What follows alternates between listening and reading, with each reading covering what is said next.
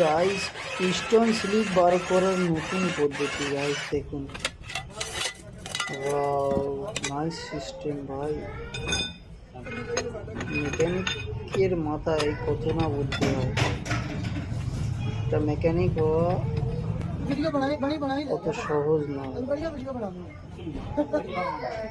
এই দেখো, এবারে এতে টায়ার খোলা মেশিনের এই হ্যান্ডেল দিয়ে এটাকে টাইট করছে। আর এই দেখো, মেশিনটা লাগিয়ে ঘোরাবে, বার হয়ে চলে আসবে। আমার দিকে তো খুবই ভালো লাগলো, তোমাদের দিকে কেমন লাগলো কমেন্টে জানাবে।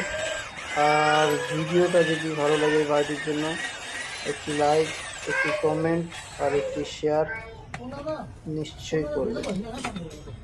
আশা করি ভিডিও ভালো লেগেছে।